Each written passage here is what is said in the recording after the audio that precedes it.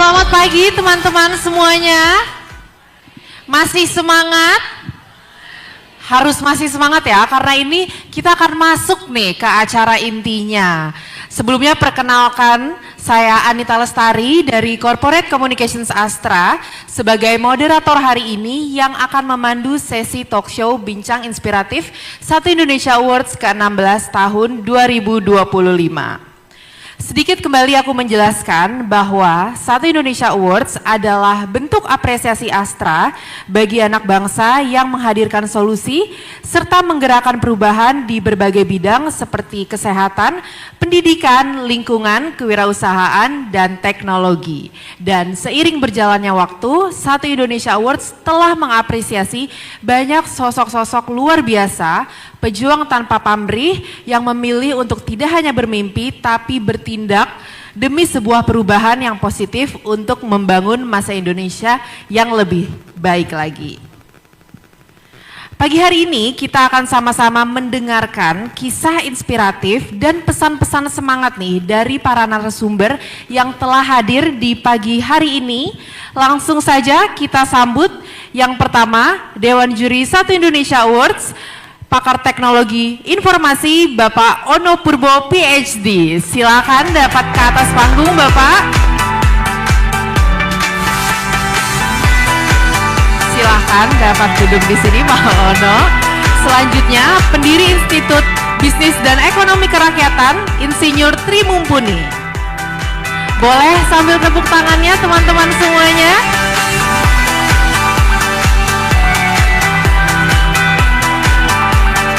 Selanjutnya pegiat seni dan pendiri Yayasan Dian Sastrowardoyo, Kak Dian Sastrowardoyo.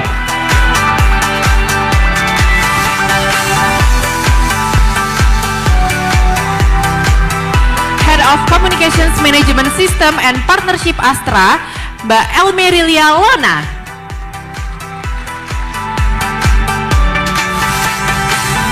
Selanjutnya penerima apresiasi Satu Indonesia Awards bidang pendidikan tahun 2017 Kak Jamaludin.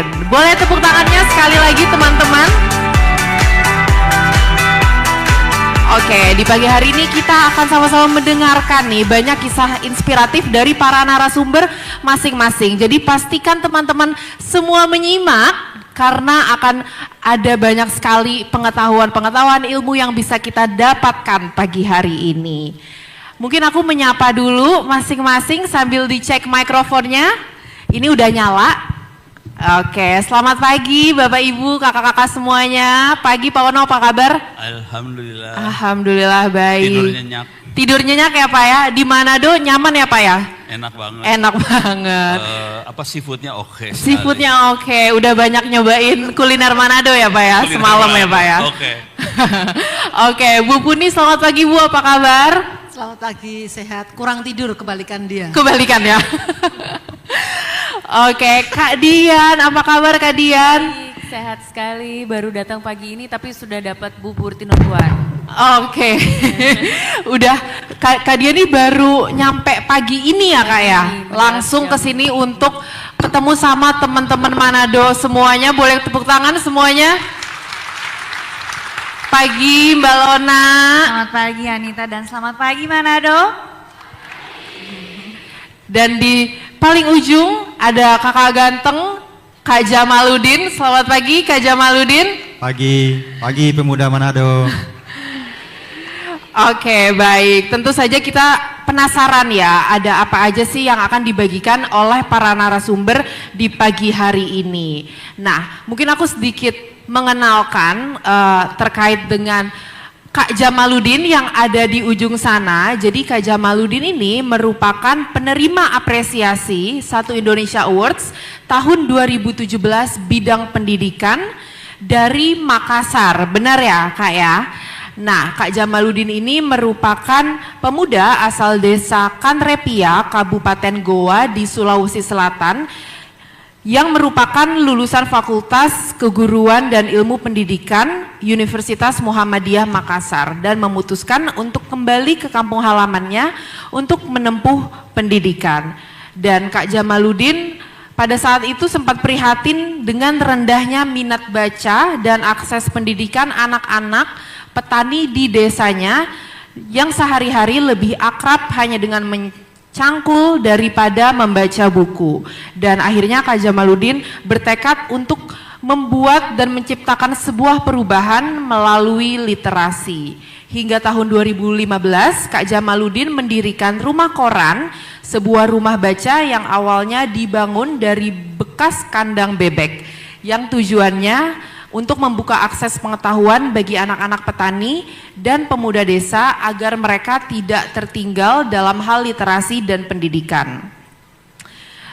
Di Rumah Koran, Kak Jamal juga mengajar membaca, menulis, dan mengembangkan diskusi tentang berbagai isu sosial dan juga menyelipkan edukasi tentang pertanian organik kepada para pemuda sebagai bentuk pemberdayaan ekonomi berkelanjutan. Boleh tepuk tangan dong mendengar kisahnya, programnya Kak Jamal, di mana nanti kita akan bertanya lebih jauh lagi dan lebih lanjut lagi. Sebelumnya aku juga ingin mengingatkan untuk teman-teman yang ingin bertanya, silakan dapat memindai atau scan QR code yang tertera di layar kanan kiri. Nanti bisa mengisi formulir dan menuliskan kepada siapa akan bertanya dan pertanyaannya. Nanti di akhir sesi kita akan menanyakan kepada narasumber masing-masing untuk pertanyaan terpilih. Baik, mungkin aku langsung saja bertanya nih. Kita yang pertama akan bertanya ke Kak Jamaluddin. Oke, untuk pertanyaan pertama. Kak Jamal merupakan pendiri Rumah Koran, namun dengan inisiatif yang tinggi, Kak Jamal juga saat ini aktif menggerakkan Kampung Berseri Astra Kanrepia. Apa yang mendorong Kak Jamaluddin untuk terus aktif berdampak untuk meningkatkan literasi, terutama bagi masyarakat desa Kanrepia? Ya, baik. Tentu yang sama-sama kita hormati para Bapak Ibu Dewan Juri. Jadi tentu kalau pertanyaannya apa yang menginisiasi kami melakukan gerakan di Desa Kanrepia atau di kampung saya adalah potensi. Jadi yang pertama yang kami lihat sebagai pemuda yang selesai kuliah kemudian pulang kampung itu melihat potensi. Potensi yang ada di Desa Kanrepia adalah penghasil sayur mayur dan ini perlu disentuh melalui gerakan literasi. Jadi kami menyebutnya adalah berliterasi di tanah yang subur. Jadi bagaimana gerakan literasi itu kemudian mencoba menggali potensi-potensi desa melalui gerakan-gerakan anak-anak petani membaca di rumah baca atau di bekas kandang bebek tadi, kemudian kami tempeli koran, akhirnya menjadi rumah baca.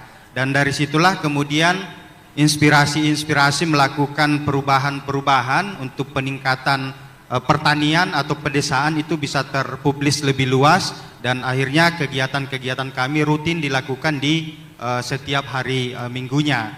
Dan bagaimana gerakan-gerakan literasi ini menyentuh anak petani, pemuda tani maupun petani tua. Nah, dapat saya sampaikan bahwa Kanrepia ini atau desa saya, Desa Kanrepia, alhamdulillah itu mampu menghasilkan kurang lebih 20 ton per hari sayur mayur seperti kol, sawi, wortel, tomat dan lain sebagainya. Nah, sehingga kalau seumpama kita selesai kuliah kita kembali ke kampung untuk kemudian menggali potensi itu, saya rasa dari desa kita bisa untuk Indonesia. Jadi gerakan-gerakan masyarakat di pedesaan itu bisa dilakukan oleh pemuda-pemuda desa untuk kemudian memperkenalkan desanya bahwa desa kami memiliki potensi, katakanlah desa saya Kanrepia betul-betul sebagai penghasil sayur, tentu secara keberlanjutan melalui gerakan-gerakan literasi itu harus diperhatikan gitu. Oke, baik. Jadi awalnya memang melihat potensi yang ada di masyarakat ya, dan cenderung sebagai penghasil sayur mayur, dan Kak Jamal mempunyai keinginan untuk mengembangkan potensi yang ada di Desa Kanrepia tersebut ya, Kak Jamal ya. Oke, baik. Selanjutnya aku ingin melanjutkan ke Pak Ono nih. Tiba-tiba ya Pak Ono ya. Oke. Nah, kalau tadi Kak Jamal mungkin diawali dengan potensi juga ya. Nah, Pak Ono kan juga sering mengupayakan koneksi internet murah ya, benar ya Pak Ono ya, tanpa kabel sebagai jaringan komputer swadaya masyarakat untuk menyebarkan internet murah hingga mendapatkan penghargaan Postal Service Award. dan atas kontribusi luar biasanya dalam mengembangkan teknologi internet di Indonesia. Apa sih sebenarnya motivasi Pak Ono untuk terus berdampak untuk masyarakat Indonesia, terlebih di bidang teknologi yang saat ini sedang amat sangat mengupayakan koneksi internet murah? Oke, pertanyaan dulu buat teman-teman semua di sini. Berapa orang yang bayar internetnya di atas Rp10.000? Kayaknya semua ya. Kayaknya semua ya Pak ya. Semua bayar Rp10.000. Dari ujung sampai ujung nih. Internet yang kita buat bayarnya Rp5.000 sehari. Jangan khawatir, melanggar hukum. Boleh ngasih lihat ini enggak? Yang megang ini mana sih? Yang megang layar? Komputer? Iya, Pak. Oke. Buka browser. Oh, udah keluar Google ya? Oke. Kata kuncinya tolong dicari di Google. Kata kuncinya wajan. Tahu wajan ya? Coba wajan, tulis wajan, enter. Cari gambarnya seperti apa wajan. Klik image, klik gambar wajan. Tahu wajan kan? Oke. Sekarang tambahin dari depan wajan dikasih kata bolik. Wajan bolik. Oke, wajan bolik. Klik. Udah, wajan bolik. Saya nggak kelihatan dari sini soalnya. Wajan bolik ini masih wajan. Ini udah jadi antena ya. Oke, jangan khawatir. Turunin ke bawah, berhalaman-halaman, ini semua karya bangsa Indonesia.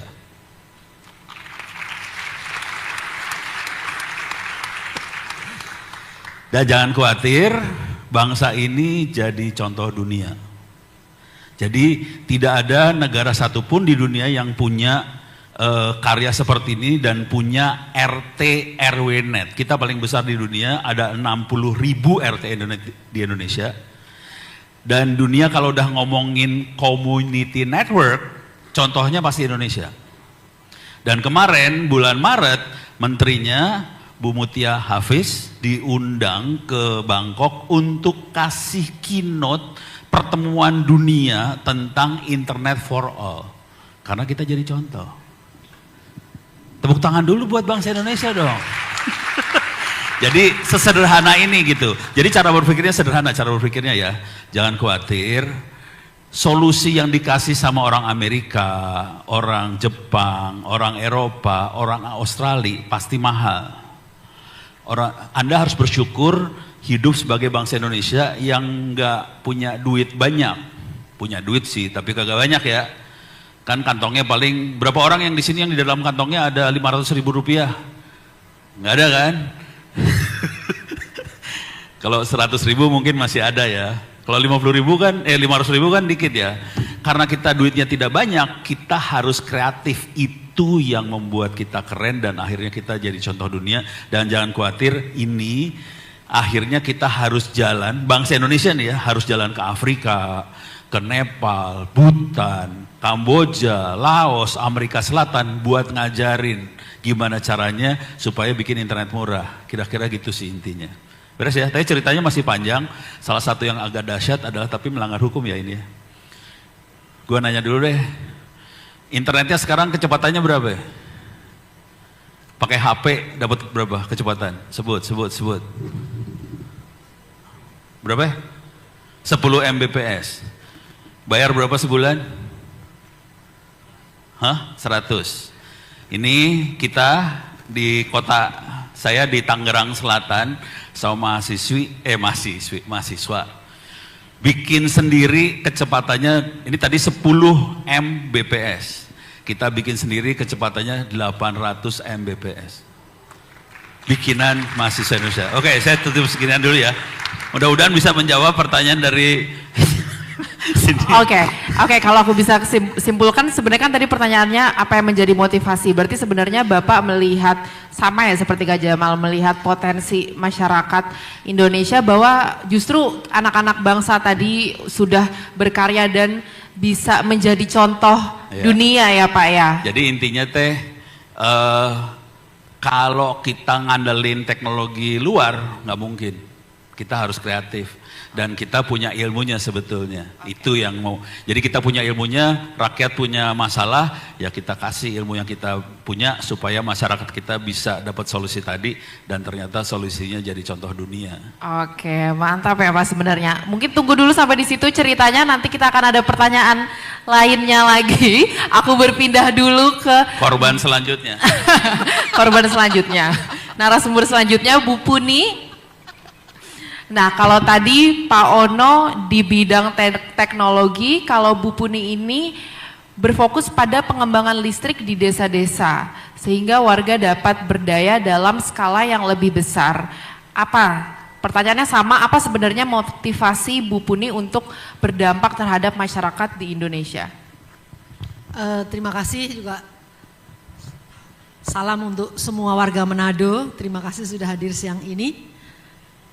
Tadi kalau Pak Ono bilang internet hanya bisa jalan kalau ada listrik. Ya enggak? Enggak ada listrik, internetnya enggak ada gitu. Jadi kita selalu sering mendengar electricity is the backbone of economic development. Jadi listrik itu tulang punggung pembangunan ekonomi bangsa.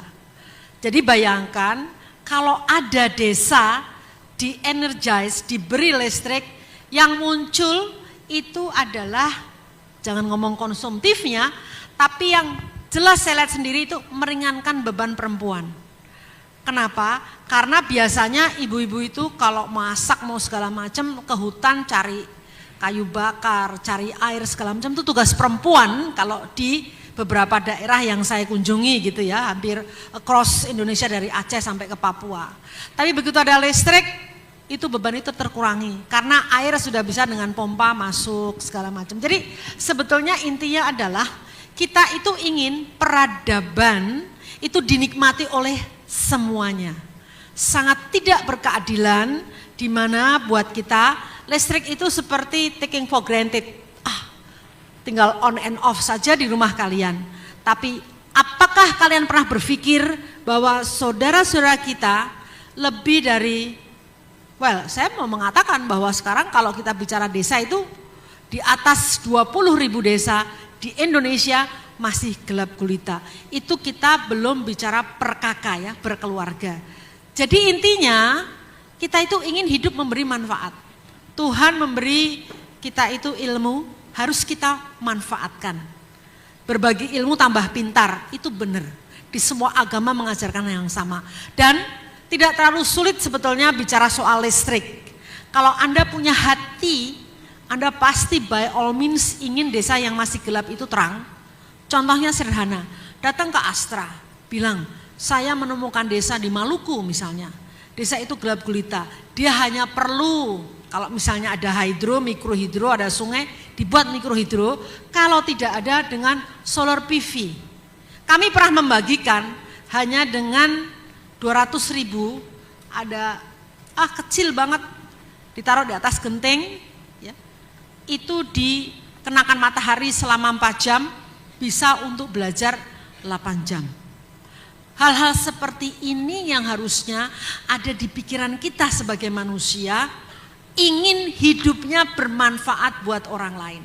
Kalau adik-adik semua di sini atau anak-anak semua sini berpikir bahwa apa ya yang saya bisa lakukan untuk hidup saya agar bermanfaat buat orang lain, saya yakin pasti apapun yang kalian lakukan, kalau berpikirnya ke arah sana, Tuhan akan menunjukkan apapun yang kamu lakukan memberi manfaat. Itu sih Mbak, makasih. Boleh tepuk tangan teman-teman semua.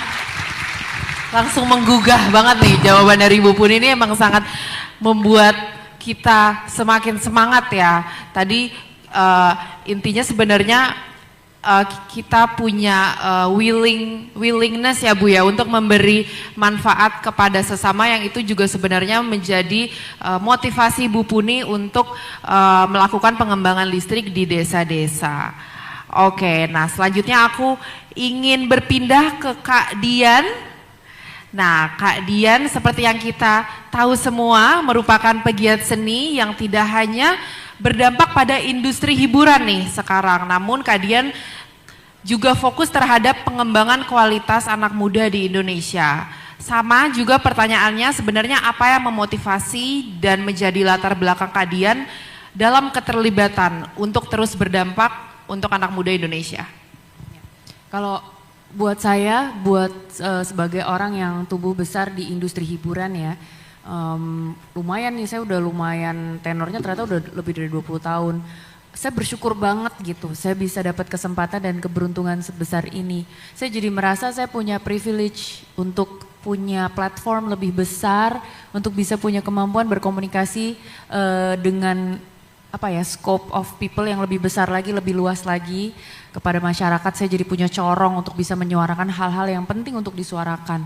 Saya jadi merasa kalau misalnya saya tidak melakukan ini, saya bikin Yayasan Dian Sastrowardoyo yang berfokus kepada pendidikan, kebudayaan dan terutama perempuan. Dan salah satu programnya itu adalah beasiswa Dian. Saya memberikan beasiswa kepada anak-anak perempuan khususnya dari latar belakang ekonomi sangat-sangat prihatin. Sampai sekarang sudah ada lulus 39 orang. Dan itu saya gagas saya rintis dari dana pribadi. Bersyukur banget kemudian akhirnya salah satu programnya itu bisa berkembang menjadi kerjasama dengan Markoding. Kita bikin program untuk pendidikan online untuk coding yang bebas biaya kepada seluruh perempuan di seluruh Nusantara, dan itu latar belakang yang boleh daftar tuh bisa macam-macam, ada yang student, ada yang ibu rumah tangga. Bahkan setiap kali mereka memiliki akses terhadap internet, mereka boleh mengikuti pelatihan ini, dan akhirnya yang keluar udah bisa bikin application, ada yang udah bisa bikin website, ada yang kita bahkan breeding untuk bisa menjadi startup.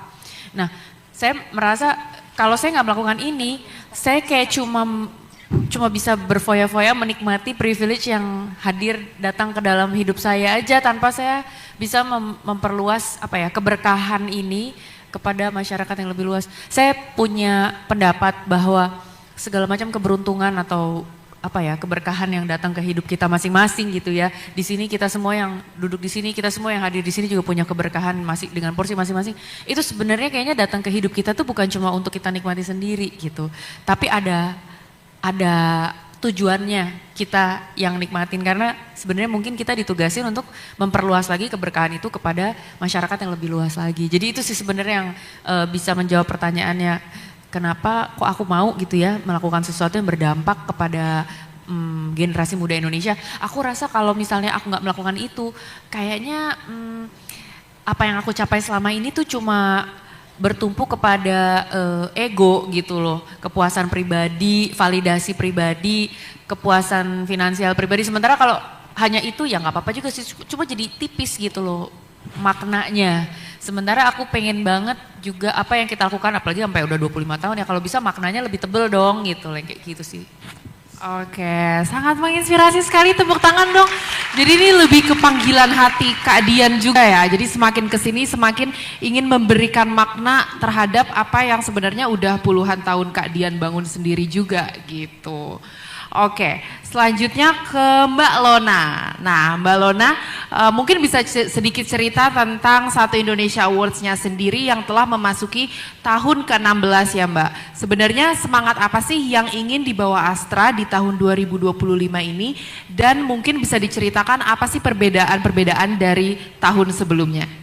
Ya, oke. Kalau untuk semangat sih rasanya nggak berubah ya, karena Satu Indonesia Awards itu sendiri pertama kali dicetuskan itu 2010 dan itu bertepatan dengan Sumpah Pemuda gitu. Kalau untuk semangatnya tidak berubah, dan kita senang banget semangatnya itu bukan cuma dari Astra aja, cuman di sini ada Dewan Juri Pak Ono, Bu Puni, dan juga Mbak Dian yang bergabung belakangan itu semangatnya tuh selalu ada. Astra nggak akan bisa menjalankan program Satu Indonesia Awards sampai tahun ke-16 ini tanpa komitmen dari juri-juri. Terima kasih dulu, kita applause dulu untuk juri-jurinya yang terus berkomitmen dan memiliki semangat yang sejalan dengan Astra. Tanpa Mas Jamaluddin pun yang semangat dengan programnya dan juga membantu menyukseskan Satu Indonesia Awards ini, terutama dalam acara ini, itu juga semangat yang terus membara. Nah, Satu Indonesia Awards sendiri teruslah mencari generasi muda, anak-anak muda di sini yang memiliki semangat dan juga memiliki program yang sejalan dengan Astra. Ada 5 bidang ya, ada bidang pendidikan, kesehatan, terus kewirausahaan, teknologi, dan juga lingkungan gitu. Jadi kita mencari anak-anak muda yang memberikan impact kepada Indonesia. Nah, yang membedakan di tahun ini gitu ya, sebenarnya sejarah pembeda tadi disebutkan salah satu bagian vital dalam Satu Indonesia Awards ini adalah juri ya, karena mereka cukup think tank yang mencari anak-anak muda. Tahun ini untuk juri itu komposisinya pun bertambah. Kita punya tambahan juri, ada Ibu Ralinsyah, dia juga memberikan perspektif baru. Nah, selain untuk komposisi juri, kita juga mencari kira-kira apa ya yang bisa membawa perubahan. Kita nggak pernah nyangka dulu di tahun ke-11 kita semua terdampak oleh COVID ya waktu itu. Tapi di satu sisi kita ngerasa Satu Indonesia Awards ini harus tetap jalan karena banyak sekali anak muda yang memiliki program yang berdampak kepada Indonesia. Jadi di tahun 2020 ya waktu itu kita ada kategori baru yaitu kategori khusus untuk pejuang tanpa pamrih di masa pandemi COVID. Jadi Satu Indonesia Awards ini juga terus berevolusi untuk sesuai dengan tren dan isu terkini yang rasanya dibutuhkan oleh masyarakat. Nah, untuk di tahun ini kita mencari sesuatu uniqueness yang baru dari para pendaftar. Karena semakin kesini semakin bagus-bagus ya Mbak Dian, Bu Puni dan Pak Ono dari segi pendaftar. Tapi kita harus cari kira-kira apa nih yang membedakan satu dengan yang lain sampai akhirnya kita mencari para penerima apresiasi ini. Jadi di kategori saat ini ada yang namanya indikator kebaruan atau newness dalam penilaian untuk para mencari bibit-bibit unggul ini. Di mana program kegiatan itu harus memiliki unsur terbaru, terkini dan juga metodologi yang diterapkan. Bisa juga menggunakan teknologi atau juga pendekatan unik dan juga pemecahan masalah yang bisa memberikan dampak yang lebih luas dan juga bisa menginspirasi banyak orang. Sekiranya perubahan dan perbedaan yang dalam Satu Indonesia Awards ini tentunya ke arah yang baik, bisa bergerak bersama untuk memberikan dampak yang lebih baik untuk hari ini dan masa depan Indonesia. Oke, baik. Terima kasih Mbak Lona. Dan kalau boleh aku simpulkan sedikit nih, tadi mungkin perbedaan terbesarnya di tahun ini ada indikator baru yaitu kebaruan atau newness ya. Jadi mungkin nanti teman-teman yang ingin mendaftar mungkin juga bisa pastikan nih, bisa dicek lagi apa sih sebenarnya sisi kebaruan atau newness dari program yang teman-teman punya gitu. Mungkin ada satu dan lainnya sama teman-temannya mirip-mirip programnya, tapi sebenarnya apa sih uniqueness dari program yang kalian punya yang mungkin itu juga bisa nanti jadi nilai plus ya, benar ya Mbak Lona ya? Betul, dan nggak lupa juga unsur sustainability ya. Unsur sustainability. Sustainability itu sebenarnya bukan terkait lingkungan aja, tapi cut across berbagai aspek yang bisa membantu keberlangsungan untuk masa depan Indonesia. Oke, baik. Terima kasih Mbak Lona. Dan selanjutnya aku kembali lagi nih ke Mas Jamaludin. Tadi Mbak Lona juga sempat menyebutkan unsur sustainability atau keberlanjutan dari program yang memang kita punya ya. Nah, Mas Jamaludin ini berhasil mengembangkan Kampung Berseri Astra Kanrepia hingga menjadi Kampung Proklim. Dan bahkan beberapa waktu lalu Mas Jamaludin berhasil mewakili Indonesia sebagai pembicara di ajang COP di Dubai ya, benar ya. Ajang COP ini merupakan di Baku, oke. Dan ini merupakan Conference of the Parties yang merupakan pertemuan tahunan konferensi perubahan iklim Perserikatan Bangsa-Bangsa. Boleh tepuk tangannya sekali lagi. Nah, mungkin bisa diceritakan Kak Jamal seperti apa sih ceritanya waktu itu dan bagaimana pengalamannya sampai membangun kesadaran lingkungan di tingkat desa hingga mampu menyuarakan perubahan di panggung dunia. Ya, jadi kan Astra ini mencari sesuatu yang berbeda ya, yang unik. Nah, ketika saya mendirikan rumah baca, perbedaannya dengan rumah baca yang lain di Indonesia, metode yang kami gunakan itu kan tempel korang. Jadi korang cetak itu kami tempel di dinding kandang bebek tadi, akhirnya menjadi wadah belajar bagi petani. Nah, dari sini terus berkembang dari gerakan baca tulis, kemudian ketika masuk di lingkungan, maka kami mencoba menyasar lagi bahwa bagaimana kalau kami menjadi gerakan itu sebagai gerakan literasi lingkungan. Jadi bukan hanya baca korannya, baca bukunya, tetapi membaca potensinya, membaca peluangnya, dan bagaimana kemudian keberlanjutan ekosistem pertanian yang ada di Desa Kandrapia itu bisa dilakukan. Nah, dari satu Indonesian Awards 2017 kemudian terus berjalan dan dibina terus oleh Astra, didampingi, dan pada tahun 2021 akhirnya kami kembali menjadi Kampung Berseri Astra. Jadi satu Indonesian Awards kemudian berkembang menjadi Kampung Berseri Astra. Nah, dari pilar pendidikan yang kemudian pada waktu itu kami kerjakan, setelah kami dibina oleh Astra menjadi Kampung Berseri Astra, akhirnya menjadi 4 pilar. Jadi sistem kegiatan-kegiatan di pedesaan yang ada di Kandrapia itu ada pilar pendidikannya, ada pilar lingkungannya, ada kesehatannya, ada kewirausahaannya, betul-betul tercover secara keseluruhan. Sehingga bisa saya sampaikan bahwa setelah kita menjadi bagian daripada satu Indonesian Awards dan Kampung Berseri Astra, manajemen kegiatan-kegiatan di desa itu bisa lebih terarah untuk kemudian kita kerjakan di tingkat pedesaan. Nah, dari kegiatan-kegiatan ini juga kami mencoba melihat dan membaca ternyata di kebiasaan-kebiasaan nenek moyang kita dulu di Desa Kandrapia, ternyata ada sistem gotong royong yang kemudian telah diterapkan oleh mereka. Yang setiap hari Kamis itu mereka berkumpul mengerjakan satu tempat atau katakanlah jalan tani, perbaikan irigasi, pendirian penampungan air. Nah, kegiatan-kegiatan lingkungan ini kemudian mereka kerjakan, dan akhirnya kami melihat bahwa ternyata hal ini perlu dipertahankan. Nah, namanya itu kalau di sana di Kandrapia itu kami sebutnya akamisi. Jadi ini bahasa lokal, akamisi. Setiap hari Kamis mereka berkumpul.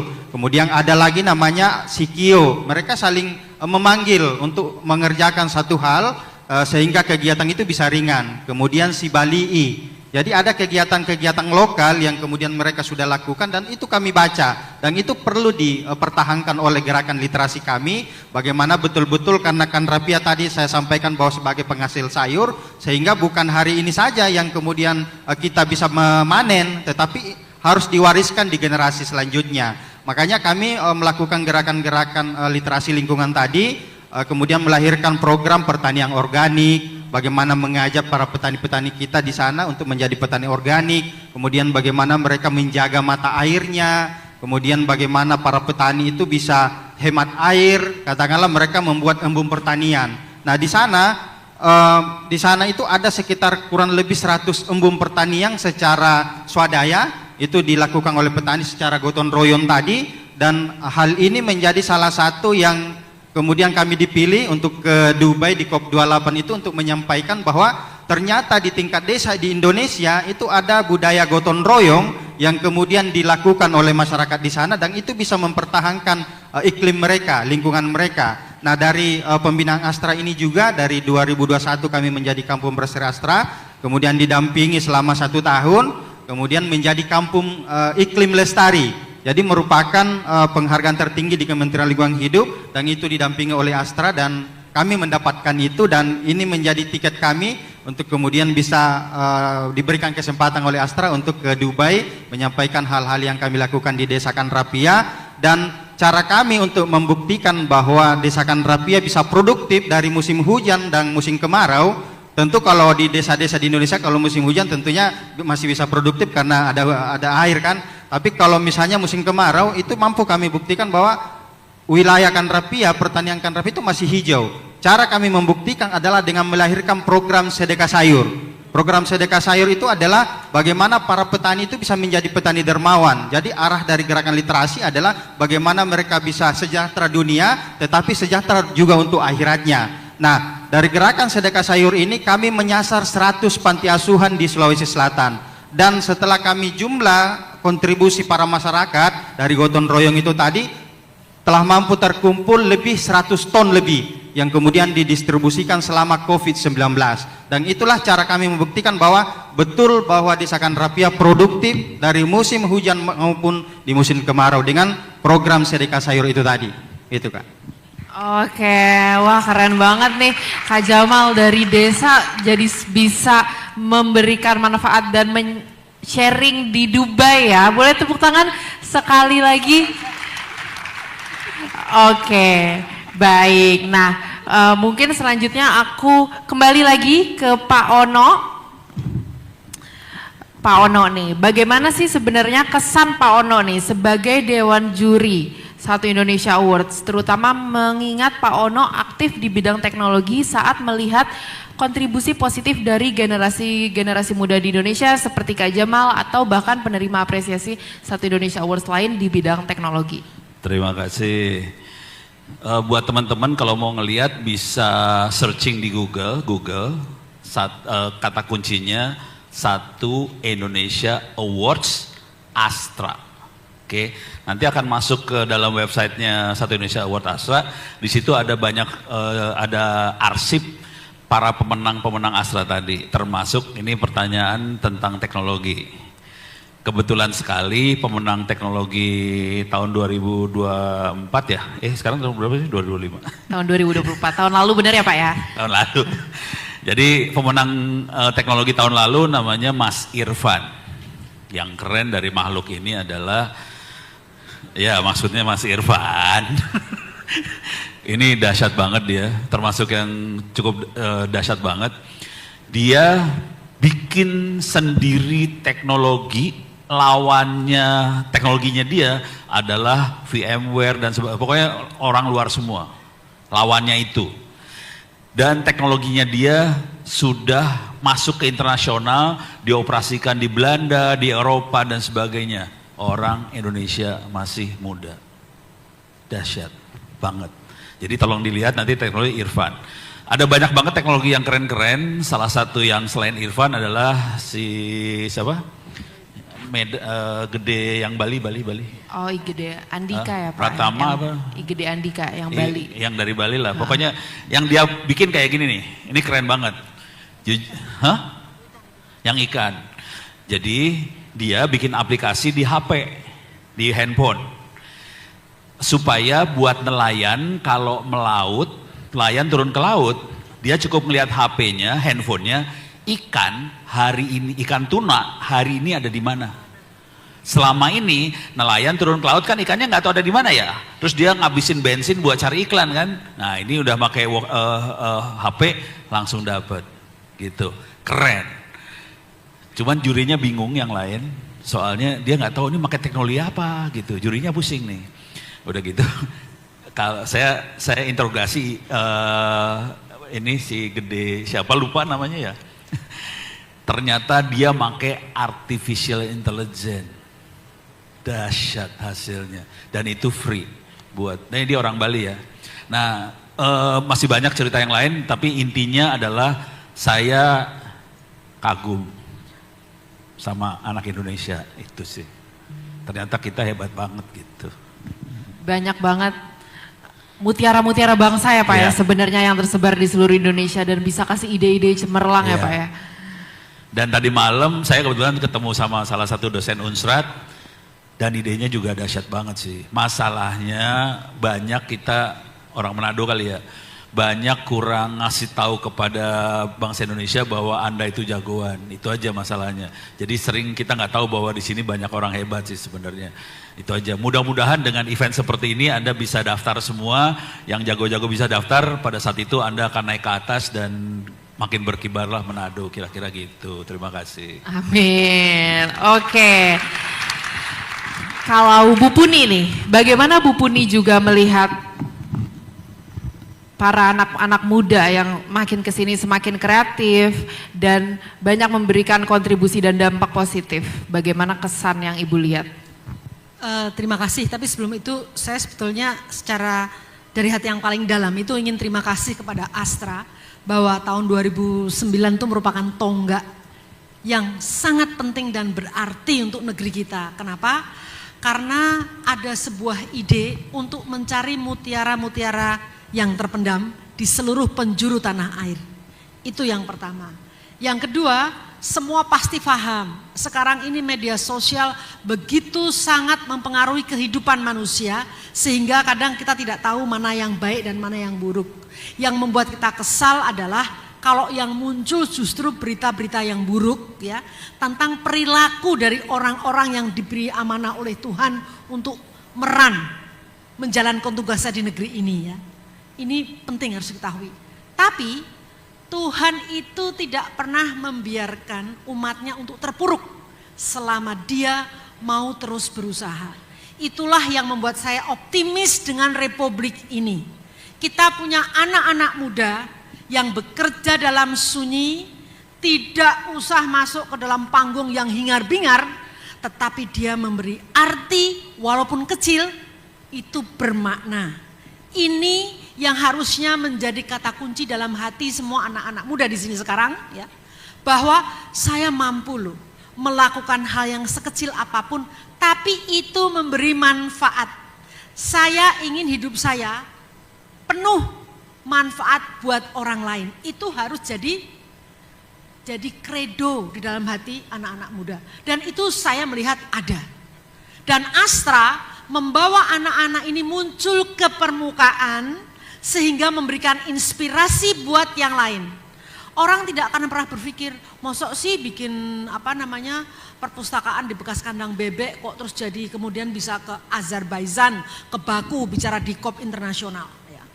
Masa sih gitu ya, langkah kecil yang Mbak Dian lakukan, mengirim seseorang untuk sekolah gitu, kemudian bisa merubah kehidupan pribadi itu. Ada yang hanya mengumpulkan sampah menjadi ratu sampah. Sudah banyak sekali inspirasi dan cerita-cerita yang kalian sekarang ini, tinggal Google saja. Tadi Pak Ono sudah bilang ya, ada di Satu Indonesia Award cerita-cerita tentang saudara-saudara kalian di seluruh Indonesia yang sudah memberikan dampak langsung maupun tidak langsung, tapi yang konkret memberikan dampak itu ada di sana. Terakhir mungkin Sulawesi, saya bicara Sulawesi saja ya, mungkin tidak hanya Manado tapi seluruh Sulawesi dari mulai Makassar sampai ke Manado. Anda lihat di sana banyak orang-orang yang tulus. Ada satu orang yang kerjanya hanya keliling, mengajari orang-orang hanya untuk menjaga kesehatan, gosok gigi, mandi 3 kali, it's a simple things ya. Kalian kan semua pasti udah tahu. Tapi ternyata ada loh penduduk kita yang masih perlu harus diberitahu untuk melakukan itu, dan itu diapresiasi oleh Astra. Jadi sekali lagi buat kalian semua, Indonesia menjadi terang maupun menjadi gelap ke depan itu di tangan kalian. Kita hanya show you the way how to do it gitu ya. Bagaimana cara kalian ke sana? Kita dengan senang hati ini semua yang di sini akan memberikan tahu kepada kalian semua jalannya seperti apa.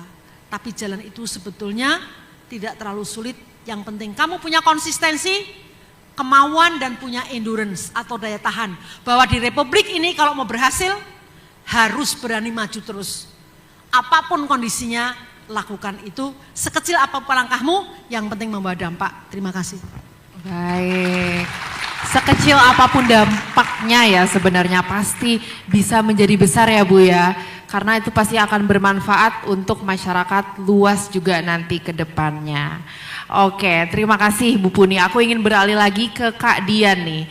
Tadi Kak Dian sempat cerita tentang Yayasan Dian Sastrowardoyo. Nah, mungkin bisa diceritakan nggak Kak, dulu tuh sebenarnya apa sih ide awal atau cerita-cerita awal atau yang menginisiasi visi dari Yayasan Dian Sastrowardoyo ini sehingga mendorong anak muda agar memiliki pemikiran yang lebih luas dan berdampak untuk keluarganya sendiri maupun masyarakat secara luas. Mungkin awalnya kalau sementara waktu itu aku bikin awal Yayasan Dian Sastrowardoyo sebenarnya niatnya nggak neko-neko. Aku cuma pengen give back kepada masyarakat, society yang sudah membesarkan aku. Dan ternyata dari small gesture itu, dari gerakan kecil itu ternyata malah berlanjut dan akhirnya jadi lumayan konsisten. Dan akhirnya ternyata aku setuju banget sama yang tadi Bu Puni bilang bahwa kadang-kadang gerakan itu nggak perlu besar-besar, kecil aja nggak apa-apa, mulai dari yang kecil. Tapi kalau kita lakukan terus, akhirnya ternyata itu memberikan makna gitu dan bantuan kecil yang kita berikan kepada seorang, mungkin itu kecil bagi kita, tapi buat orang itu bisa jadi itu sesuatu yang sangat besar, bahkan bisa jadi itu jadi sesuatu yang mengubah hidup dia. Salah satu contoh nih aku mau cerita, salah satu finalis dari beasiswa Dian, jadi dia Sastrowardoyo Scholars itu, dia itu kepingin sekali sekolah tinggi supaya dia bisa memiliki lapangan pekerjaan yang lebih banyak pilihannya, karena dia ingin membiayai bapak ibunya. Ekonomi keluarganya sangat terdampak setelah bapaknya yang petani itu kena begal, sehingga dia harus diamputasi salah satu tangannya, sehingga sebagai petani itu akan mempengaruhi produktivitasnya kan, biasanya kan mereka bekerja dengan 2 tangan, ternyata bapak ini jadi ya susah lah gitu, mau memanen maupun menanam di sawah tuh susah, dan akhirnya dia jadi merasa terbebani sekali untuk bisa menopang ekonomi keluarganya, dan akhirnya ini anak pinter sekali sekolahnya, akhirnya kita ambil, kita biayain kuliah, kita biayain juga keluarganya, dan akhirnya sekarang itu anak yang tadinya lulus SMA mau jadi kasir Alfamart aja gitu ya, Indomaret atau sebangsanya gitu, langsung gajian 1,2 kalau nggak salah tiap bulan, dan itu kan buat mereka fast money kan, yang penting saya bisa bayar cicilan hutang orang tua saya. Setelah dia selesai kuliah hukum ya kalau nggak salah, dia sampai udah bisa magang di Jakarta, ngerjain jadi paralegal sebuah mergers and acquisition deal gitu, dan dia melakukan due diligence, jadi dia langsung terbuka gitu cakrawalanya tadinya hanya mau jadi pegawai Indomaret, jadi kasir, sampai jadi bisa berkarir dengan berbagai kemungkinan, dan akhirnya pada saat dia sudah berkarir menjadi lawyer, dia bisa membiayai nggak cuma dirinya sendiri tapi bahkan satu keluarganya sampai adik-adiknya. Jadi itu ternyata dampak yang kita cuma kasih ke satu orang aja, tapi ternyata satu orang itu bisa mengubah hidup orang-orang di sekitarnya. Itu sih sebenarnya. Tepuk tangan dong untuk Kak Dian, sangat menginspirasi sekali ya.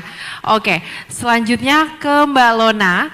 Mbak Lona tadi kan Kak Jamal sempat cerita terkait keterlibatan kampungnya sekarang menjadi kampung berseri Astra, Kanrepia, dan juga keterlibatan Kak Jamal di KOP ya. Nah, boleh diceritakan nggak Kak sebenarnya apa saja sih yang didapatkan oleh penerima apresiasi Satu Indonesia Awards nantinya nih?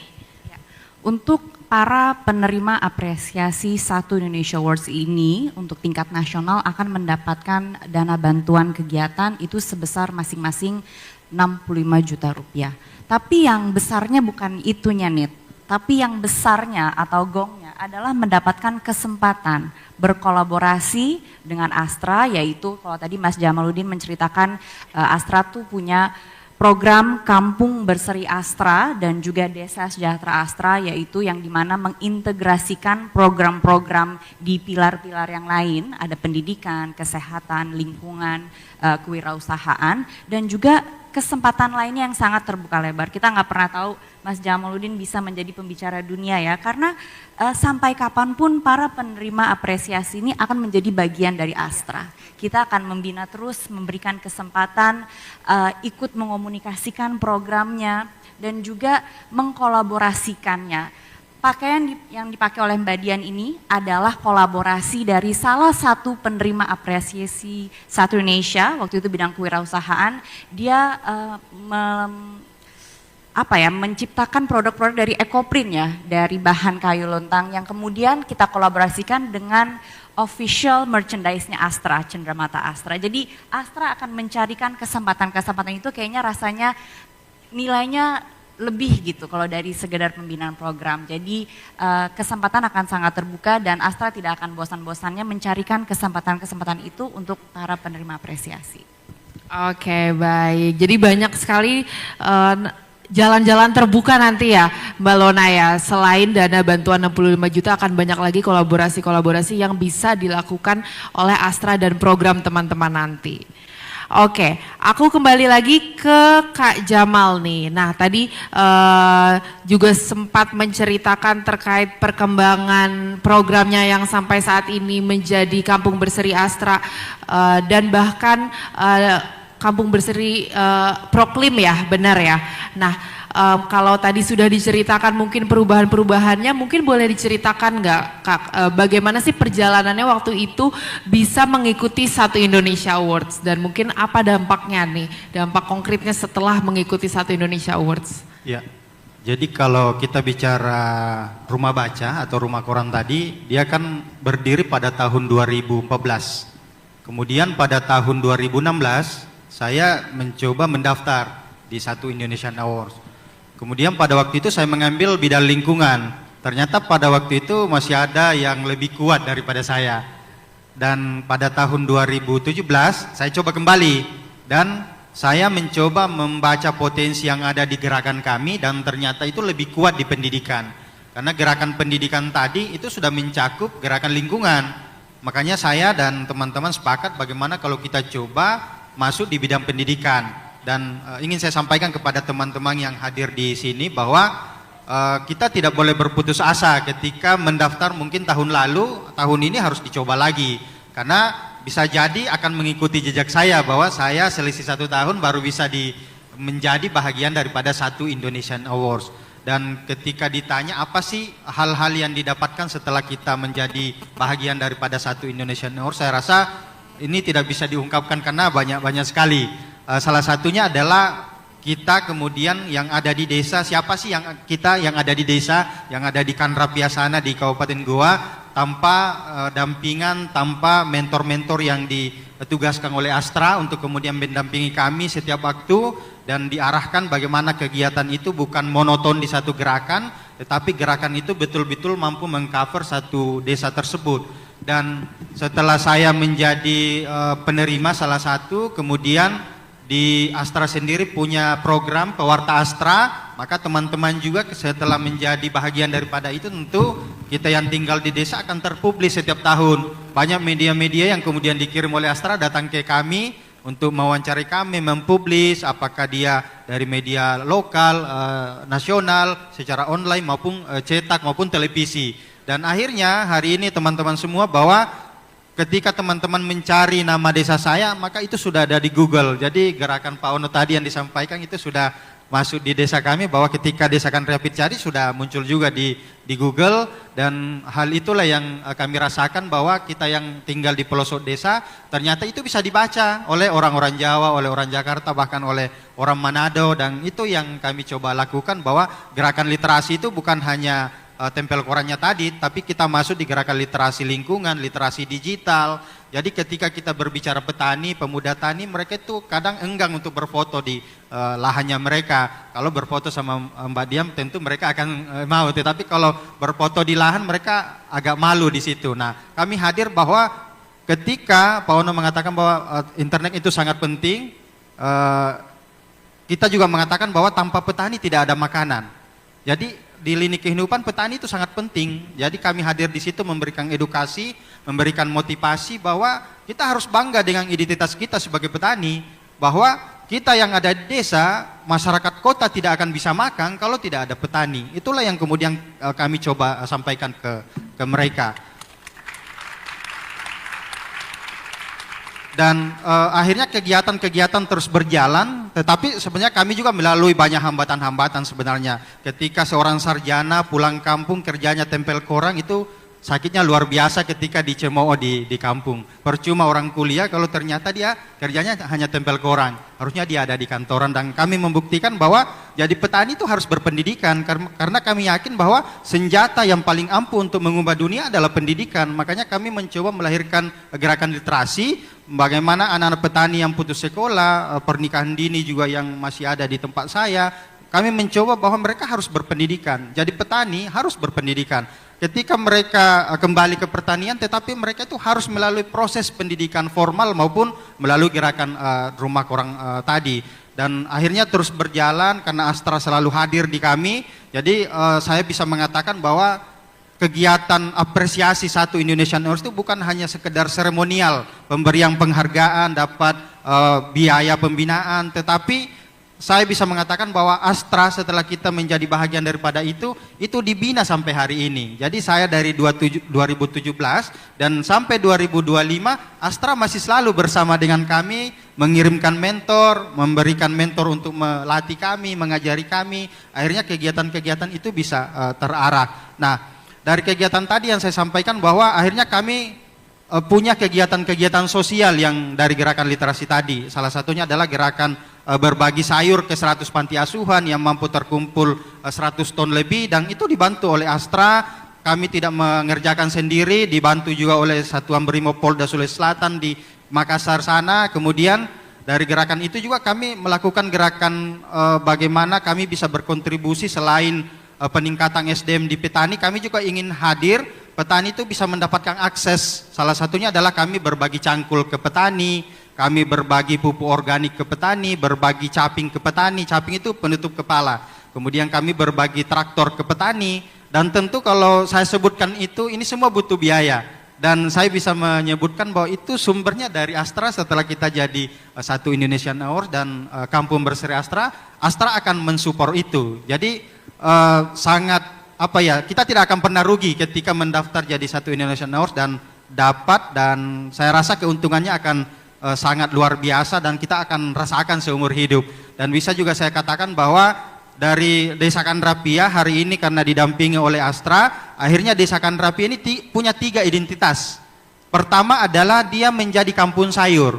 Jadi akhirnya Desa Kandrapia hari ini dikenal oleh masyarakat Makassar bahwa ayo kita ke kampung sayur. Yang kedua adalah dikenal sebagai kampung berseri Astra. Kemudian yang ketiga adalah kampung iklim lestari oleh Kementerian Lingkungan Hidup. Jadi bukan seremonial pemberian penghargaan satu Indonesian Award saja, tetapi Astra mendampingi bagaimana menghubungkan dengan kementerian-kementerian.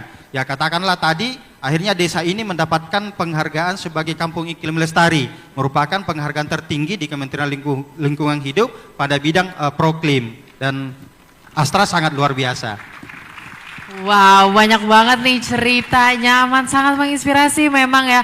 Jadi kalau boleh aku simpulkan memang tadi seperti apa yang benarnya seperti yang dikatakan Mbak Lona ya, bahwa memang tidak terbatas hanya dana pembinaan aja, bahkan Kak Jamal dari 2017 hingga sampai saat ini 2025 masih bersama Astra sama-sama beriringan untuk membangun Kampung Berseri Astra Kandrapia ya, sehingga dapat bermanfaat untuk masyarakat di sana. Boleh tepuk tangan sekali lagi.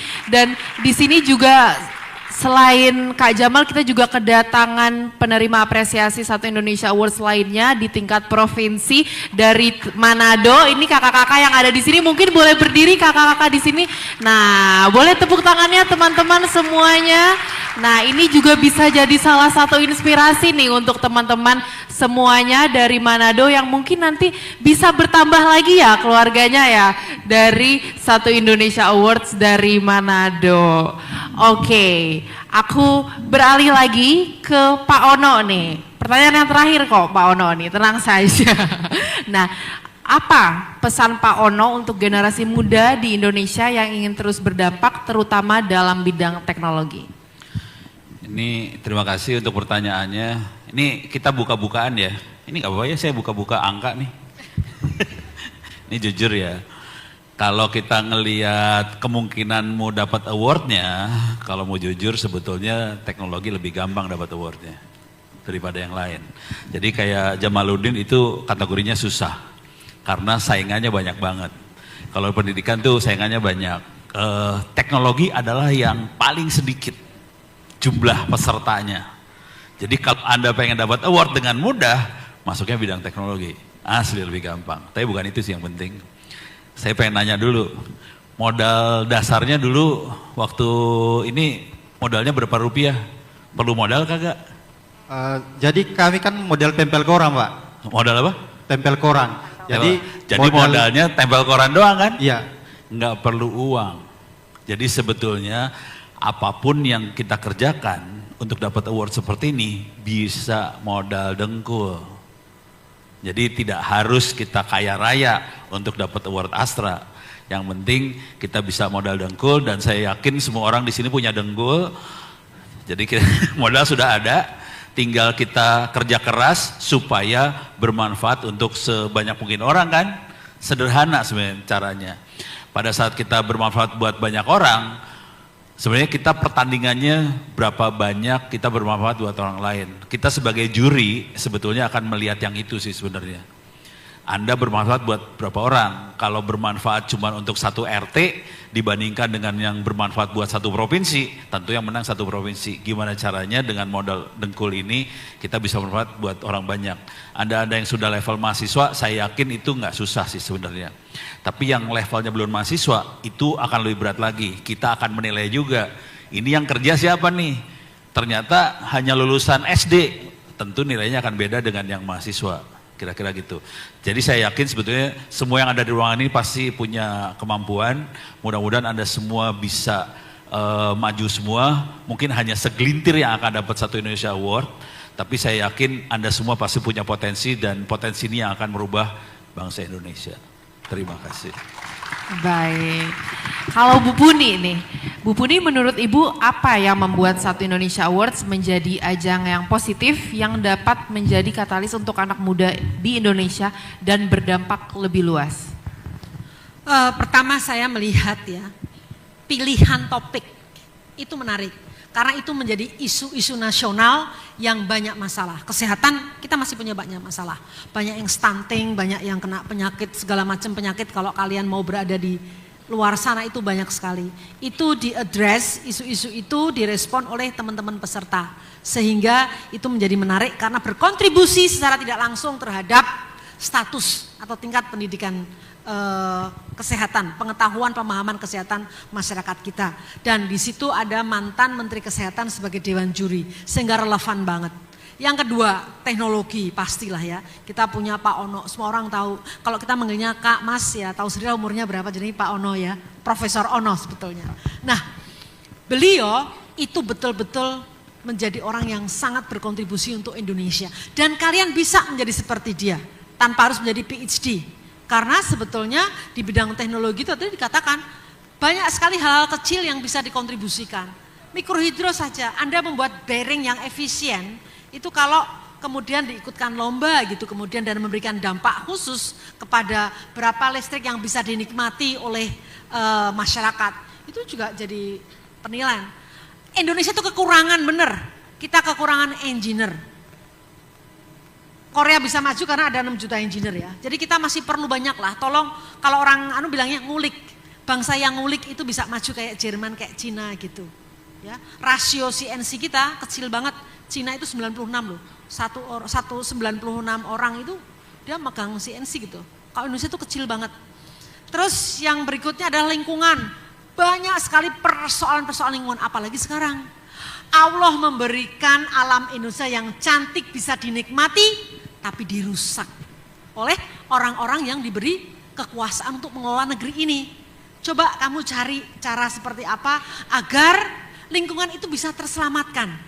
Itu jihad yang luar biasa tersendiri. Dan kita ada Prof. Emil Salim gitu yang sangat jeli melihat bahwa anak ini pantas diberi award gitu ya. Terus yang menarik lagi juga selain itu ada pendidikan, tadi sudah ya, pasti banyaklah masalah pendidikan. Teknologi sudah saya sebut, kemudian kewirausahaan ya, UMKM. UMKM itu luar biasa kalau kalian mau beralih ke sana gitu. Coba lihat ini, kita ini kurang apa sih gitu. Saya ketemu anak-anak yang 5 tahun yang lalu belum apa-apa. Kemudian dia kerjanya hanya keliling di Indonesia bagian timur, sekarang tiba-tiba dia bisa ekspor. Sekali dia ngirim kontainer, dia punya keuntungan 1 Pajero. Kamu bisa bayangkan gitu.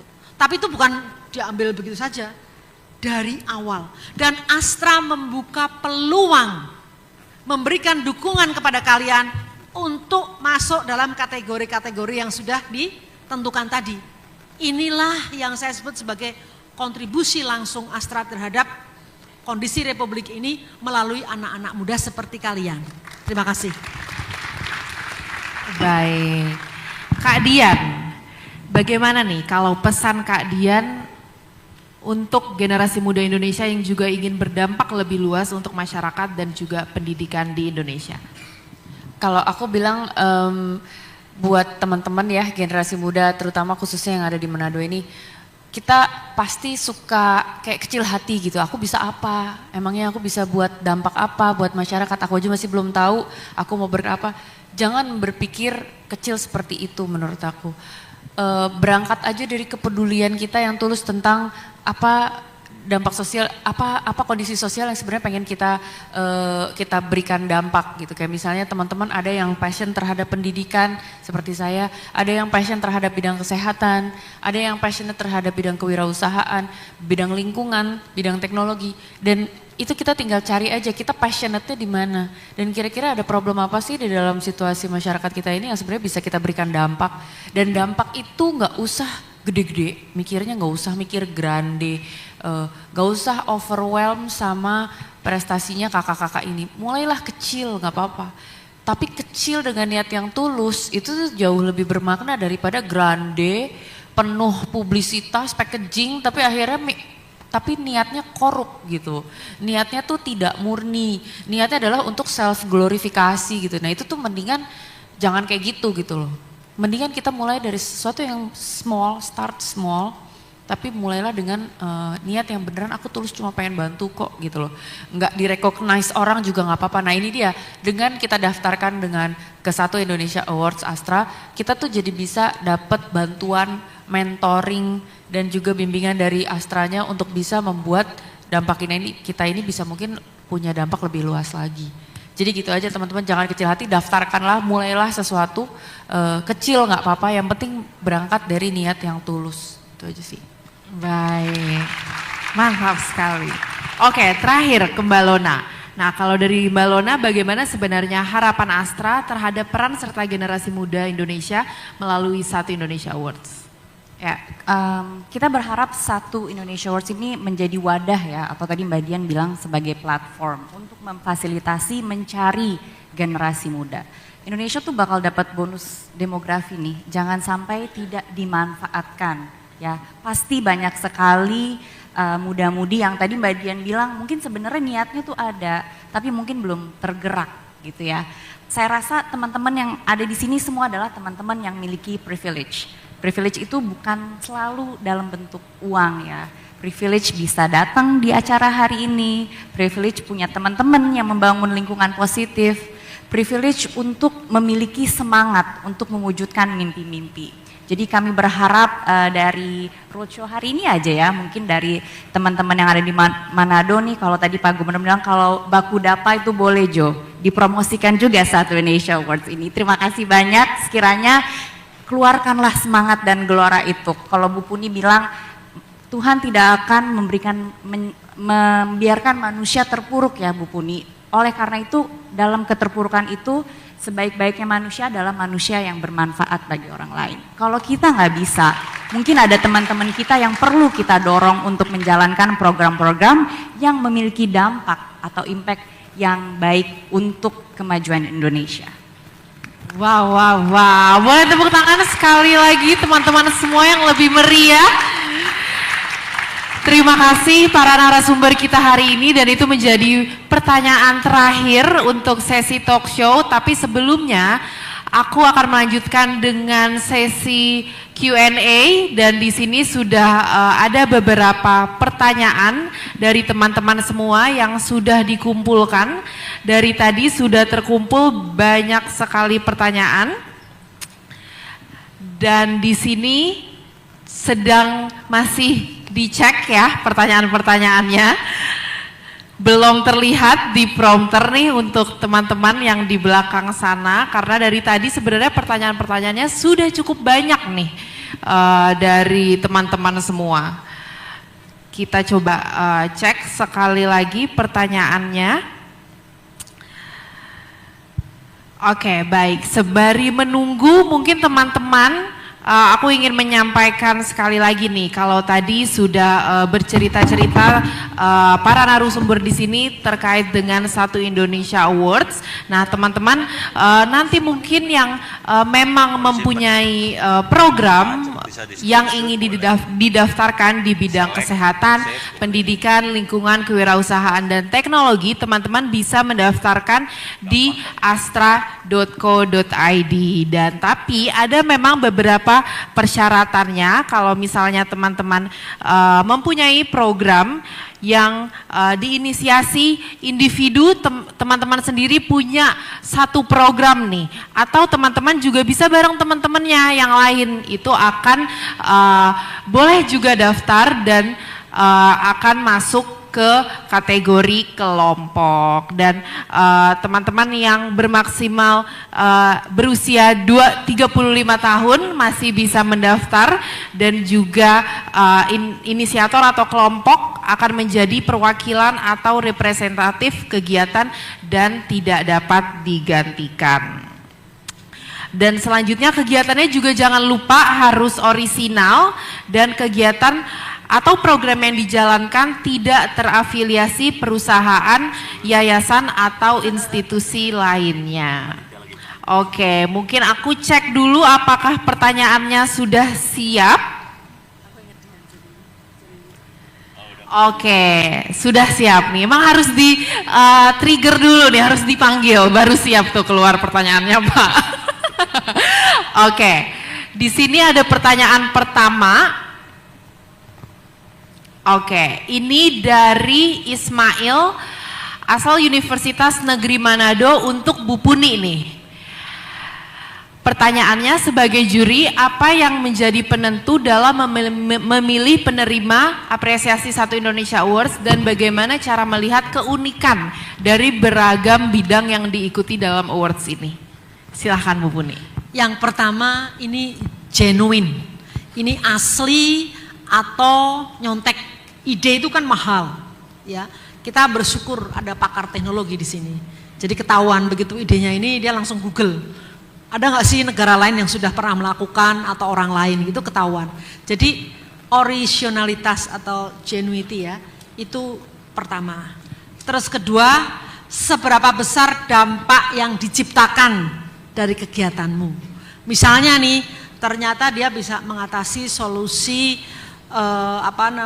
memperbaiki sanitasi atau sampah satu kabupaten, satu provinsi, even satu Indonesia misalnya ya. Itu akan berbeda dengan kalau dia hanya menyelesaikan persoalan satu desa. Jadi dampak dari yang dibuat tersebut gitu. Terus juga ada namanya sustainability.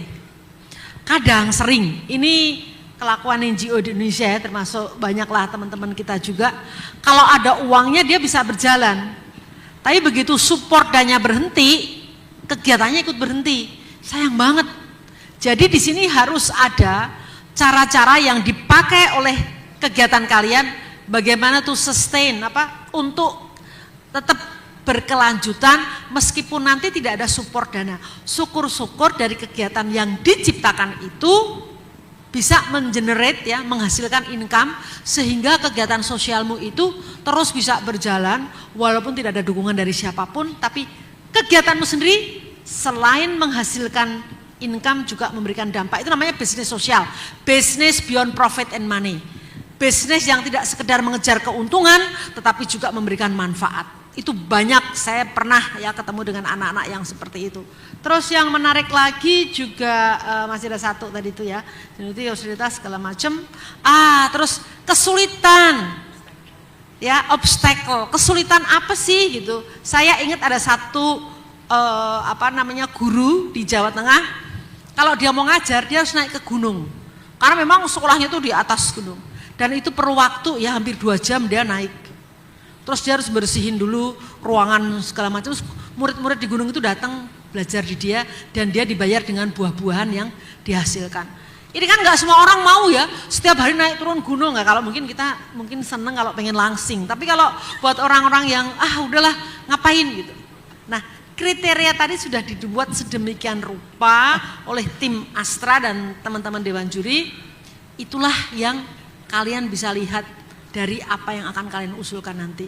Tapi nggak usah terlalu mikir itulah. Yang penting kamu memasukkan saja, yakin bahwa niatku baik. Aku nggak, tadi Mbak Dian udah bilang nggak usah bermimpi mau jadi macam-macam, tapi hanya ingin membantu berkontribusi meskipun langkahnya kecil, yakin itu akan berdampak. Itu saja pesan saya. Terima Aku kasih. nambahin dong, boleh dikit aja ya. Boleh dong Pak. Saya nambahin, saya di antara teman-teman juri saya suka jadi mata-mata sih sebenarnya. Jadi kan teman-teman masukin nominasi. Saya suka ngecek di Google, tadi Bu Puni cerita. Jadi saya suka ngecek di Google, ini orang bener nggak sih ngerjain. Dan jujur berapa kali kita dapat. Ada yang cuman pura-pura dia yang ngerjain padahal ini kerjaan orang lain. Jadi saran saya, ikhlas mengerjakan, posting di media sosial karena itu akan membantu Anda waktu juri harus menentukan. Mata-matanya ada di depan lagi ngomong. Oke, baik. Terima kasih Bu Puni jawabannya. Dan walaupun memang tadi sebenarnya banyak ya Bu kriteria atau penilaian, tapi teman-teman mungkin memang nggak usah mikir banyak-banyak dulu. Kalau misalnya punya program bisa coba submit aja dulu. Gitu. Oke, aku ke pertanyaan selanjutnya. Ini untuk Kak Jamal dari Elvira dari Gerakan Mahasiswa Nasional Indonesia. Apa yang menjadi inspirasi Kak Jamaluddin untuk kontribusi dan mendukung serta melakukan perubahan yang berpengaruh dan membawa dampak serta berkelanjutan positif bagi desa, dan adakah tantangan dalam melakukan kegiatan tersebut? Jadi langsung saja ke tantangannya nih Kak Jamal nih, apa yang ditemukan? Ya, jadi kalau inspirasinya kan di desa-desa di Indonesia itu tentu masing-masing punya potensi. Jadi ketika kita sebagai putra daerah, putra desa tentunya yang lahir dari kampung, kemudian ke kota mengisi kemampuan kita secara skill maupun di pendidikan, akhirnya setelah itu kita kemudian melihat potensi yang ada di desa kita masing-masing. Katakanlah saya sebagai penghasil sayur, tapi belum tentu teman-teman yang hadir di sini mungkin ada yang penghasil buah-buahan, ada yang penghasil di pesisir misalnya perikanan. Nah, ketika kita melihat sebuah potensi itu, maka itu menjadi inspirasi kita. Kenapa harus diberikan kepada orang lain, sedangkan kita juga adalah putra daerah di situ. Jadi siapa lagi yang akan memajukan desa kita kalau bukan kita sebenarnya. Jadi itu menjadi inspirasi saya bagaimana saya bisa berkontribusi dan bisa mengembangkan desa saya. Setidaknya dari gerakan-gerakan literasi yang saya lakukan itu bisa mengekspos keluar bahwa di Indonesia, di Sulawesi Selatan itu ada nama desa yang bernama Kanrapia, dan terbukti hari ini teman-teman bisa mencari di Google, Kanrapia itu sudah ada, dan teman-teman juga bisa melihat kegiatan-kegiatan kami itu di Instagramnya rumah.korang. Itu kegiatan-kegiatan kami bervariasi di sana, dan tentunya kenapa kami ingin melakukan kegiatan-kegiatan itu, pertama tentunya desa itu harus maju karena memang memiliki potensi yang sangat luar biasa. Yang kedua adalah desa itu harus menjadi inspirasi dan menjadi rujukan, dalam artian bahwa hari ini melalui pendampingan Astra, Desa Kanrapia menjadi desa bisa dikatakan desa studi pertanian. Jadi dari kampus-kampus yang ada di Kota Makassar, dari komunitas-komunitas, itu mereka datang melakukan studi lapang. Jadi mereka datang belajar bertani, mereka berkemah di lahan-lahan pertanian. Pas pagi hari mereka petik sawi, sayur, langsung masak di lahan sayuran. Jadi serasa mereka berkemah itu di ladang sayuran, di lahan sayuran. Jadi sesuatu yang berbeda kami kemudian lahirkan, ciptakan, agar bagaimana desa itu betul-betul bisa dilirik dan menjadi desa yang dikunjungi. Jadi dari Makassar, bahkan mungkin dari provinsi-provinsi lain nantinya akan datang di Desa Kanrapia untuk kemudian melakukan kegiatan-kegiatan pertanian dan belajar pertanian di situ. Aku boleh nanya? Boleh Pak. Pertanyaan dari Bapak ya? Pertanyaan, bentuknya pertanyaan ya. Mas Jamal sekarang masih sekolah atau sudah selesai? Sementara sekolah Pak. Masih sekolah. Iya. S1, S2 apa S3? Jadi kami lahirkan lagi program Pak. Bagaimana kan di universitas itu kan banyak doktor. Iya. Nah, di pertanian itu kami mencoba bagaimana melahirkan doktor tani tapi dari praktisi gitu. Jadi S3 ya? Siap. Beri tepuk tangan dulu dong. Mantap Keren. sekali. Oke, baik. Terima kasih Kak Jamal untuk jawabannya. Selanjutnya ini untuk Kak Dian Sastrowardoyo nih. Dari Marien Walukou dari Genpi Sulut. Bagaimana pengalaman Kak Dian sebagai salah satu juri dan apa yang mempengaruhi pandangan Kak Dian terhadap peran generasi muda dalam membangun Indonesia, dan dari para peserta yang telah Kak Dian nilai, adakah inspirasi yang membuat Kak Dian melihat hidup atau karya Kak Dian secara berbeda? Oke, terima kasih. Ya hilang lagi tadi mau nyontek ya. Okay. Jadi pengalaman yang pertanyaan pertama, bagaimana pengalaman saya waktu jadi juri? Saya jadi juri itu saya anak bawang. Waktu itu saya tahun berapa ya? Ini udah tahun keberapa ya? 2019. Saya anak paling muda di antara jajaran juri-juri yang wow, spektakuler, ekstravagans gitu. Mereka yang senior-senior, ada mantan menteri, ada Bu Puri, ada Pak Ono, profesor, dokter semua, PhD semua. Aduh, padahal kita ngelihat Kak Dian ini juga wow juga sih. Aduh, saya paling muda, malu banget, saya udah ngerjain apa aja, sementara Bu Puni udah pernah diculik sama GAM lah, segalanya udah bebas lagi.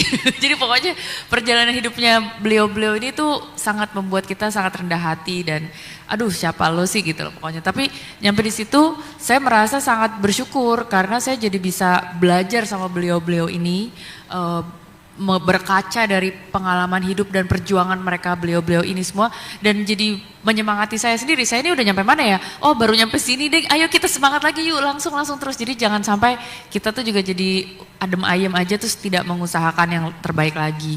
Jadi bikin aku lebih semangat lagi untuk kedepannya. Terus pertanyaan kedua yang mempengaruhi pandangan saya terhadap peran generasi muda dalam membangun Indonesia, saya tuh gini loh, seluruh perubahan yang akan dialami oleh sebuah negara itu tuh kuncinya di generasi mudanya, bukan di generasi tuanya. Penguasanya kebetulan yang lagi berjabat itu udah jadi generasi senior, tapi nasibnya si negara ini, bangsa ini, itu yang menentukan tuh generasi mudanya di seluruh dunia ya, di seluruh dunia. Zamannya revolusi Perancis yang menggagas siapa? Bukan yang tua-tuanya tapi yang muda-mudanya. Pas negara ini belum berdiri, belum merdeka, yang membayangkan imajinasi bahwa nanti kita akan jadi negara otonom, negara yang merdeka, negara yang punya lagu kebangsaan sendiri, itu siapa? Bukan yang tua-tuanya, yang muda-mudanya, yang bikin Sumpah Pemuda, yang membayangkan bersama-sama. Bung Karno, Bung Hatta dulu our founding fathers tuh aktif, gigih, memikirkan bersama konsep bangsa seperti apa Indonesia itu nantinya, itu pas mereka masih muda, mungkin masih belum nikah kali ya, karena gila udah nikah udah sibuk ngurusin keluarga sendiri. Jadi kalau teman-teman di sini merasa sebagai generasi muda, inilah waktunya kita ngulik, bener kata Bu Puni, karena ini adalah kesempatan kita. Itu tuh PR-nya generasi muda gitu loh, untuk memikirkan hal-hal yang belum pernah dipikirkan sebelumnya oleh generasi terdahulu. Karena kitalah yang punya waktu paling banyak untuk bisa kita pakai untuk merenung, untuk keluar dengan ide baru, untuk bisa memikirkan sesuatu yang out of the box, sesuatu yang kreatif. Nanti pas kita sudah jadi orang tua baru nikah, baru punya keluarga, itu si visi-visi yang kita rancang, kita desain waktu kita masih single, itu kita implementasikan, kita jalankan, dan akhirnya kita bawa menjadi legacy. Jadi bebaskan dirimu dari segala belenggu pemikiran, dan inilah memang saatnya untuk kita bisa berpikir keluar dari kebiasaan sebelumnya. Oke, yang pertanyaan ketiga, dari para peserta yang saya nilai, adakah inspirasi yang membuat saya melihat hidup saya jadi berbeda? Oh ada banget, saya nggak cuma dibuat menjadi rendah hati saat saya melihat jajaran juri-juri, tapi saya juga dibuat sangat rendah hati pada saat saya melihat jajaran finalis yang kita temui setiap tahunnya. Pada saat kita melihat finalis-finalis, ini tuh pada menginspirasi semua, ada yang bener-bener masuk keluar hutan cuma untuk mengajar mereka baca tulis. Itu tuh kayak dedikasinya, ya ampun. Dan itu tuh bener-bener yang kita lihat ya, ini orang-orang yang bener-bener gak ada ulterior motif gitu. Jadi motif itu masih murni gitu, masih bener-bener pengen nolong orang. Banyak ya ternyata orang baik di Indonesia gitu loh. Banyak ya ternyata orang baik di bangsa ini. Yang kita lihat di berita apa? Orang jahat semua. Orang ada kriminalitas ini, kriminalitas itu, orang ada korupsi ini, korupsi itu, ada kerusakan ini, kerusakan itu. Yang baik-baik ini tuh malah nggak disorot sama media, karena ternyata apa? Kalau media menyorot itu tidak laku, nggak menjual. Jadi inilah yang ternyata dilakukan oleh Astra untuk membuat biar narasi tentang bangsa kita tuh jadi lebih balance gitu. Kita perlu lebih banyak kenalan sama diri sendiri sebagai bangsa. Oke, sebagai bangsa emang kita isinya orangnya ngaco semua ya. Emangnya kita semua jelek semua, serakah semua? Saya rasa enggak gitu loh. Saya rasa banyak banget orang baik, orang yang masih punya niat murni. Cuma itu yang gak pernah dikasih spotlight.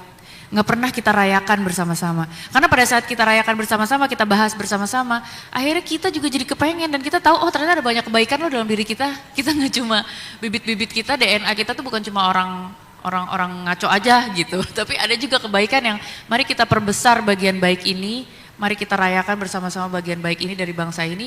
Mari kita perkenalkan diri kita sendiri sebagai bangsa yang banyak positifnya, banyak kebaikannya, dan banyak kemampuan untuk mau memberikan dampak buat masyarakat. Boleh tepuk tangan sekali lagi teman-teman semua. Terima kasih Kak Dian jawabannya. Ini kita langsung pertanyaan untuk Pak Ono dari Marvin Universitas Samratulangi Manado. Sebagai pakar teknologi, bagaimana Bapak menilai teknologi yang terpilih dan di mana banyak sekali pendaftar yang mengikuti Satu Indonesia Awards dan tidak menutup kemungkinan memiliki tipe teknologi yang mirip-mirip. Nah, diferensiasi seperti apa supaya tidak salah nantinya menentukan penerima apresiasi? Silakan Pak Ono. Jujur teknologi lebar sih sebetulnya. Seringkali orang ngelihat teknologi itu komputer, internet, IT. Padahal kan ada teknologi pertanian, ada teknologi sipil, ada teknologi apalagi, banyak banget teknologi. Kemarin salah satu yang menang juga dari Surabaya, dia bikin kapal untuk membersihkan sampah. Jadi ya teknologinya lebar. Jadi sebetulnya kalau saya ngelihatnya, apalagi nih tadi Bu Lona udah nyebutin ya, yang akan dinilai juga kebaruan. Jadi ada sesuatu yang baru. Konsekuensinya kalau ini sama, jadi tolong yang nanti mau masukin teknologi, masuk ke websitenya Astra Satu Indonesia Award, lihat dulu teknologinya udah ada belum. Kalau udah ada sebaiknya harus beda. Nah kalau beda lebih gampang masuknya. Tapi teknologi lebar banget sih sebenarnya, saya sih aman-aman aja. Ini kalau mau jujur nih, ini saya buka-bukaan ya. Kalau mau jujur, cara saya paling gampang sih kita copy paste ke ChatGPT. Keluar langsung. Ini sama nggak? Sama, coret. Sama, coret. Gitu aja, simple. Jadi paling gampang gitu aja sih. Gitu. Tapi saya yakin lah, di dunia ini lebar, Manado itu lebar. Anda punya kesempatan besar buat masuk ini dan Anda bisa menjadi kota yang akan mempengaruhi Indonesia Timur terutama. Karena Indonesia Timur terlalu jauh dari Jakarta. Oke, terima kasih. Terima kasih Pak Ono. Oke, terakhir untuk Mbak Lona. Wah, ini agak panjang ya Mbak Lona ya. Dari Sinta Universitas Negeri Manado. Berbicara mengenai tema yang diangkat yaitu Satukan Gerak Terus Berdampak, bagaimana program sosial dan lingkungan yang dijalankan oleh Astra bukan sekedar program sekali jalan, melainkan memiliki dampak berkelanjutan dalam masyarakat. Karena seperti yang diketahui di era sekarang ada banyak sekali gerakan sosial yang hanya menjadi tren dan lip service. Menanggapi hal ini, program apa saja yang dilakukan oleh Astra untuk memberikan dampak berkelanjutan dalam masyarakat? Oke, kita coba jawab. Bismillahirrahmanirrahim. Panjang ya, Mbak, banget ya ini. Oke, jadi Mbak Sinta ini pertanyaan bagus sekali ya, kritis sekali. Astra itu sudah berdiri selama 68 tahun ya. 68 tahun mungkin seumur nenek kakeknya kali ya kalau ngelihat Astra. Dan sepanjang umurnya dari tahun 1957, Astra itu memiliki komitmen untuk mendedikasikan karyanya untuk bangsa Indonesia. Ya, karena Astra tuh punya cita-cita apa? Sejahtera bersama bangsa. Bukan bicara terkait Astra. Astra punya namanya strategi portfolio people public contributions. Jadi untuk portfolio fokus di bisnis, untuk people pengembangannya dia fokus di people. Untuk public contributionnya sama, tidak ada yang namanya conflict of interest. Kayak program Satu Indonesia Awards ini, apa iya Astra punya kepentingan dalam programnya Mas Jamaluddin? Nggak ada. Tapi kita melihat apa sih yang dibutuhkan oleh masyarakat itu. Bagaimana program itu bisa berdampak bagi masyarakat. Kalau memang masyarakat membutuhkan program itu, silahkan dijalankan dan terbukti gitu. Jadi kuncinya adalah kita tidak ada conflict of interest dan tadi Bu Puni lihat genuinity-nya. ketulusan dari program ini. Apakah ada keberlanjutannya? Ada. Dari situ kita bisa melihat apakah program ini memang dibutuhkan oleh masyarakat atau dibutuhkan oleh segelintir orang. Satu Indonesia Awards dan juga program Kampung Berseri Astra itu adalah dua program flagship programnya Astra yang rasanya memiliki dampak dan juga impact yang baik untuk masyarakat Indonesia dan bukan untuk Astra ya, tapi rasanya melalui dua flagship program itu yang bisa membawa Astra untuk mewujudkan cita-citanya untuk sejahtera bersama bangsa. Oke, baik. Semoga menjawab Sinta dari pertanyaan yang panjang ini, jawaban dari Mbak Lona. Menutup sesi kita pagi ini, teman-teman semoga dapat menginspirasi teman-teman semua. Boleh minta tepuk tangannya sekali lagi. Baik, sebelum kita akhiri sesi talk show ini, kita foto bersama terlebih dahulu, mungkin di depan.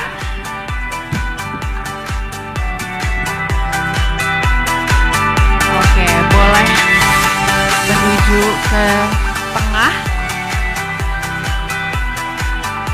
Siap, oke. Kita foto bersama terlebih dahulu. 1, 2, 3.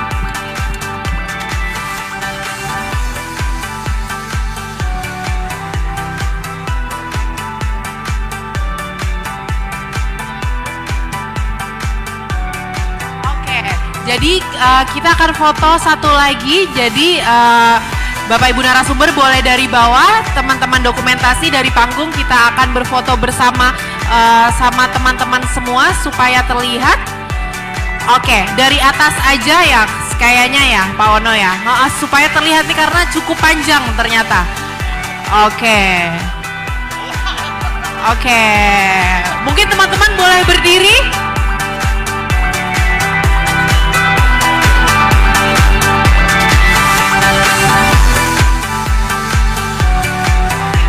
Kamera boleh sekali lagi.